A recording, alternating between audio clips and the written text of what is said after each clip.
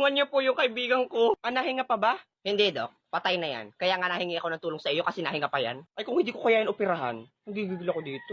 Nurse, dali niyo sa operating room. Teka, Dok, anong gagawin niyo sa kaibigan ko? At siguro ikikremate na namin siya doon. Bobo ka din, ano? Di ba nahingi ka ng tulong? Siyempre, operahan na namin. Bilisan mo na, Dok. Makikipagtalo ka pa sa akin. Nag-aagaw buhay na yung kaibigan ko. Aray, ang daldal mo kasi.